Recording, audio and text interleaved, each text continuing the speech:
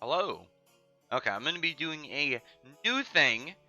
Specifically, it's going to be a different brand of theories, but it's specifically going to be tinfoil hat theories. And what I mean by that is they're going to be theories, if I think of them, that are unlikely by a much more high degree, but in the idea of them, you can kind of in the back of your head say, maybe very slim, but still maybe, but would be interesting regardless.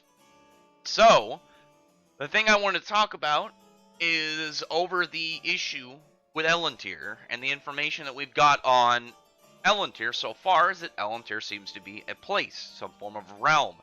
And I've got my ideas on so far that it's either some form of realm of the gods of the fairy tale universe or some form of heaven or afterlife, just based off a couple things that I've mentioned in my review of the previous chapter. I'll try and connect some things in another video and see what, and you guys can see what I mean. But for this one, it's mostly just I'm gonna jump right to it. I'm not gonna try and stick around on it, and then I would just want to get to what I'm talking about. So I'm already like a minute and a half in, so let's go. So in the last chapter, we heard from the White Witch and Toka that Elentir is in trouble. There's something wrong with Elentir, and one of the things that she brought up and mentioned was the fact that if they could overcome Alderaan, then perhaps they could save Elentir. Now, this means that whatever is going on in Elentir is either Dragon God level of a threat or maybe even above that. And there's a couple things that we know within Fairy Tail that should be directly above the Dragon Gods in general.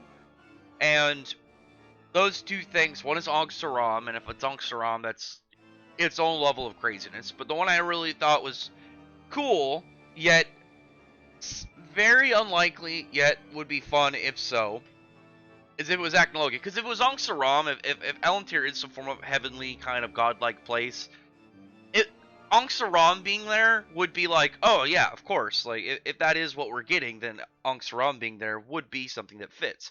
Whereas if it's Acnologia, it would have to be in such a strange way that it'd be like essentially this theory.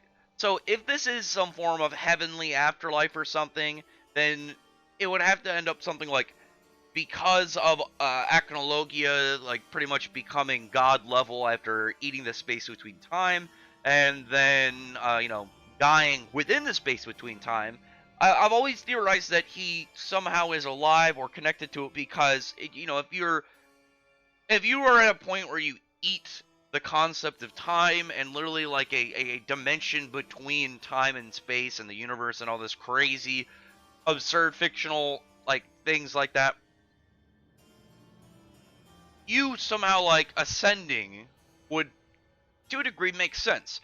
And now imagine if Acnologia after that point went to Elentir, in the assumption this is either heaven pretty much or a god realm in general, kind of like Olympus.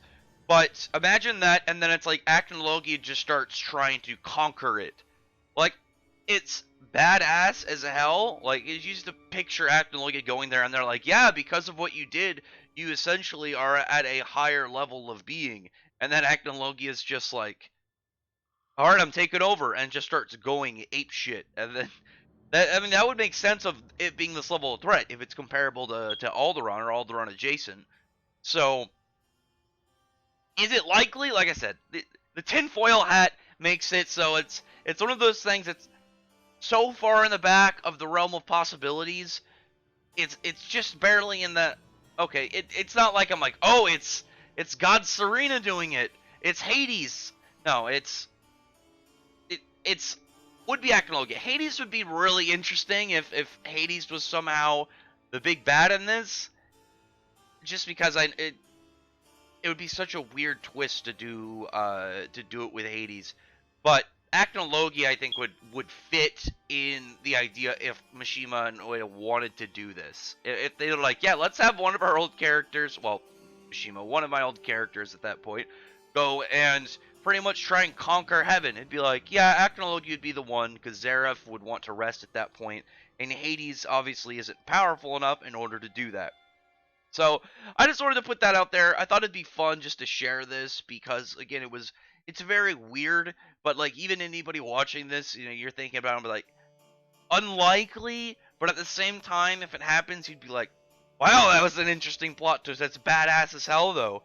I mean, Hades would only fit in the idea about being named Hades, and then his whole themes was between kind of like Odin and Hades, but that one would be more of in the realm of, yeah, probably not.